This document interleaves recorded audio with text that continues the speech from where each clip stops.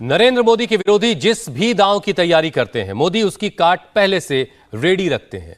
जब मुंबई में शरद पवार और अजित पवार में घनघोर जंग छिड़ी थी, उसी दौरान दिल्ली में पीएम मोदी से दो बड़े पावरफुल नेताओं की मुलाकात हुई। एक मुलाकात करीब 45 मिनट चली तो दूसरी आधे घंटे से ज्यादा। हो सकता है कि आज ही नरेंद्र मोदी की पार्टी एक दूसरी बड़ी पार्टी से प्री पोल अलायंस डिक्लेयर कर दे, ऐलान कर दे। शरद पवार जैसे नेता कहते थे कि मोदी से दोस्ती करने में नुकसान है, मोदी की पार्टी से अलायंस करने में घाटा हो जाएगा। आज उन्हें समझ में आ जाएगा कि जो पार्टियां पटना में मिल रही थीं, जो नेता बंद कमरे में मीटिंग्स कर रहे थे, उनमें से बहुत सारे लोग मोदी से मिलने के लिए दिल्ली में लाइन लगाए खड़े हुए हैं। बाकी बातें इस खास रिपोर्ट में। महाराष्ट्र से पूरे राष्ट्र को स्पष्ट संदेश मिला है। 2024 के लिए 24 घंटे मोदी मोदी का नारा ही सेलेक्ट हुआ है। एक तरफ वो होंगे जो मोदी संग मोर्चा बनाएंगे, दूसरी तरफ वो होंगे जो मोदी विरोधी मोर्चा खड़ा करेंगे। 2024 के चुनाव के बाद जब एक साथ एनडीए, यूपीए और अन्य की टैली स्क्रीन पर आएगी, तो उस टैली में बीजेपी प्लस के खाते में कितना होगा, कांग्रेस प्लस को कितनी सीटें मिलेंगी, अन्य के खाते में कितनी सीटें जाएंगी, सबका कैलकुलेशन अभी से हो चुका है।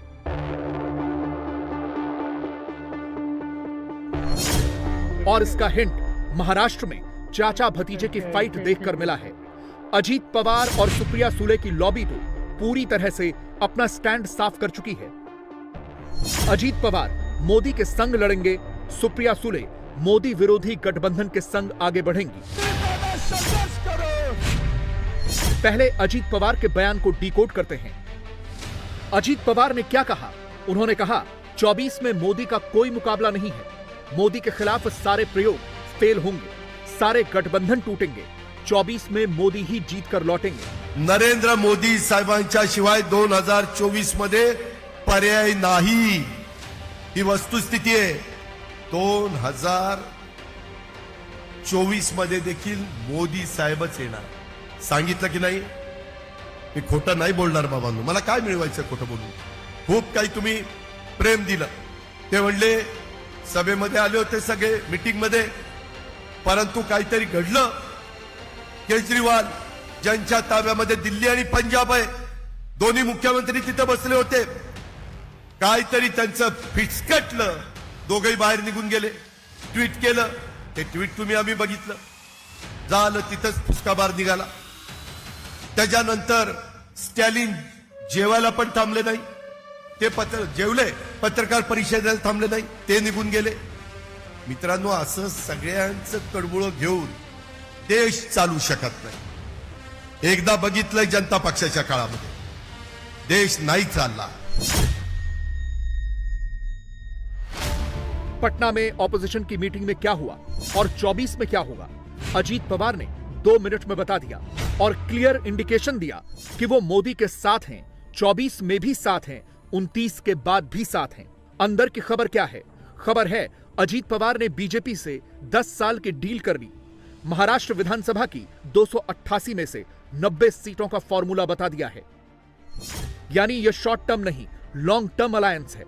महीने, 2 महीने, 4 महीने का नहीं, अगले 3650 दिनों यानी नेक्स्ट 10 इयर्स का प्लान है।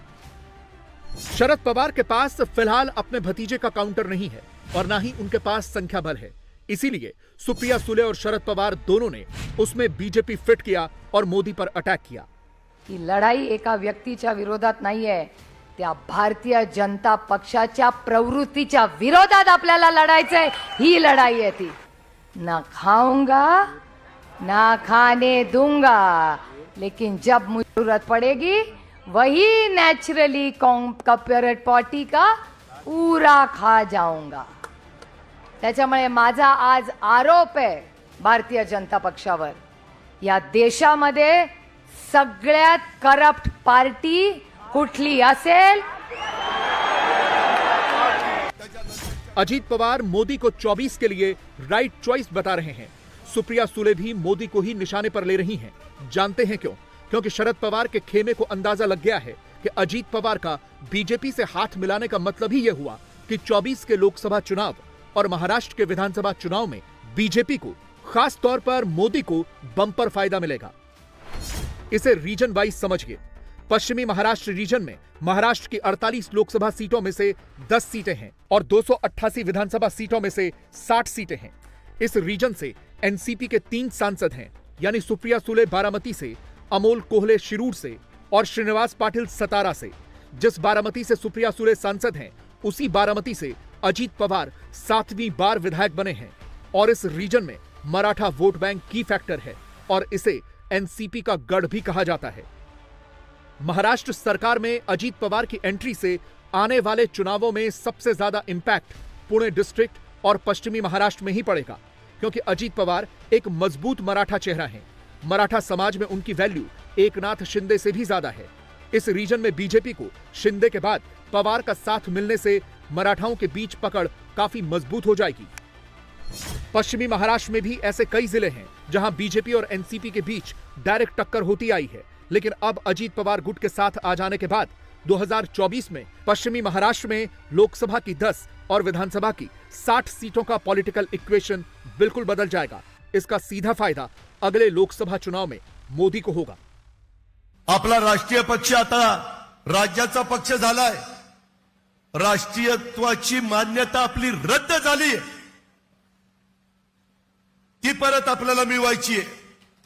मी तुम्हाला सांगतो, हे जे काही तुमच्या सगळ्यांच्या मदतीने मी केलंय, नेत्यांच्या मदतीने केलंय, त्यामध्ये 2024ला ज्या निवडणुका होतील ना, त्यामध्ये राष्ट्रवादीचा जो जास्तीत जास्त 71चा आकडा 2004चा आहे, तो आकडा कुठल्याही परिस्थितीत पुढे घेऊन आम्ही जाणारच। मराठवाडा, विदर्भ, उत्तर महाराष्ट्र, कोकण, पश्चिम महाराष्ट्र सगळं पिंजून काढू, पायाला भिंगरी बांधल्यासारखं फिरू। माझी अजूनही माझ्या दैवताला विनंती आहे, आमच्या वरिष्ठांना विनंती आहे की अजून पण आशीर्वाद त्या ठिकाणी पांडुरंगाने आम्हाला द्यावा, विठ्ठलाने आम्हाला द्यावा।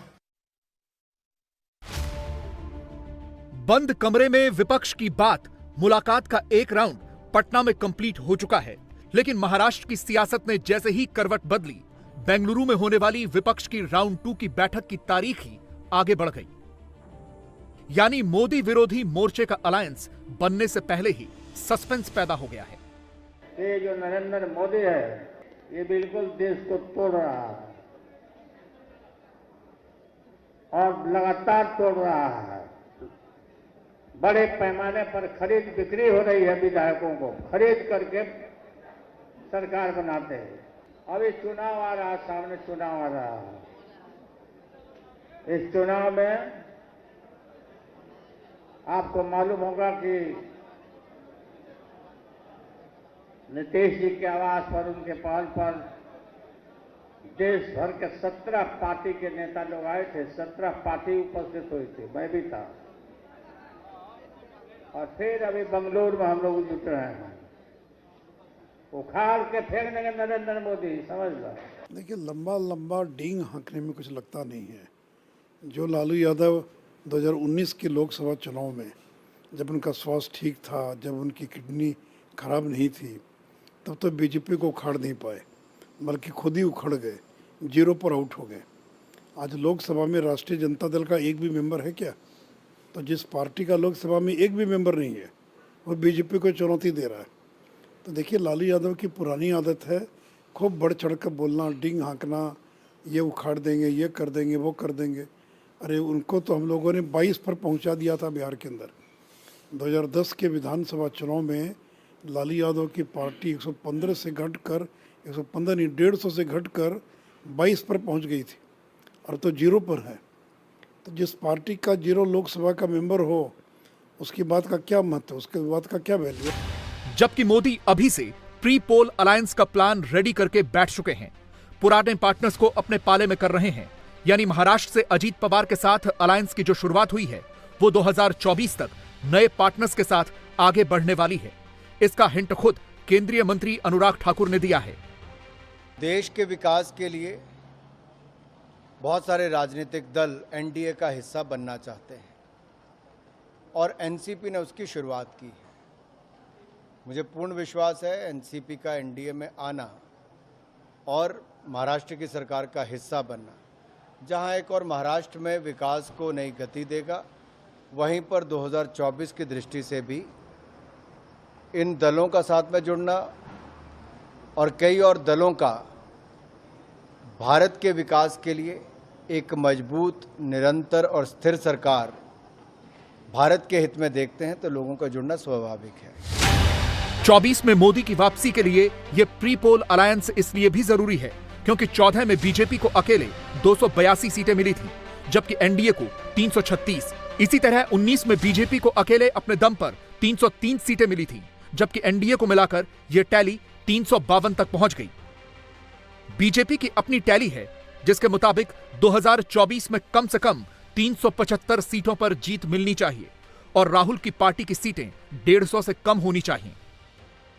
इसीलिए मोदी जो प्रीपोल अलायंस बना रहे हैं वो 400 के हिसाब से बना रहे हैं। सवाल है कि इस अलायंस में मोदी के नए पार्टनर्स कौन कौन होंगे। पहले इसका जवाब सुनिए। रिपोर्ट्स के मुताबिक पंजाब में शिरोमणि अकाली दल एक बार फिर से एनडीए में शामिल हो सकती है और इसकी वजह है जालंधर लोकसभा उपचुनाव के नतीजे। इस चुनाव में आम आदमी पार्टी ने 34% वोट शेयर से जीत हासिल की, जबकि शिरोमणि अकाली दल के उम्मीदवार को 17.9% और बीजेपी के कैंडिडेट को 15.2% वोट मिले। अगर बीजेपी और शिरोमणि अकाली दल के वोट शेयर को जोड़ दिया जाए तो यह आम आदमी पार्टी को मिले वोट शेयर जितना हो जाता है। 2024 में बीजेपी इसी कैलकुलेशन को अपने पाले में करना चाहती है और शिरोमणि अकाली दल भी एनडीए में वापस आना चाहती है। सुनील जाखड़ को पंजाब में बीजेपी का चीफ बनाए जाने के बाद ये साफ साफ संकेत मिलने लगे हैं। बड़ी संभावनाएं भी हैं इसी चुनौती के अंदर छिपी हुई, तो उस पे सारे मिलजुल के काम करेंगे, ये मेरा मानना है। पंजाब में आप बीजेपी का किस तरह से फ्यूचर देखते हैं और आगे किस तरह से आप लड़ाई को आगे लेके जाएंगे? फ्यूचर ही ऐसा आज के दिन, क्योंकि अब से पहले गठबंधन की सीमाओं के अंदर बंधित थी पार्टी। 23 सीटों पे इलेक्शन लड़ते थे अकाली दल, क्योंकि इंडिया टीवी हर वक्त हर जगह डाउनलोड करने के लिए सर्च करें India TV news Google play store या ऐप स्टोर पर।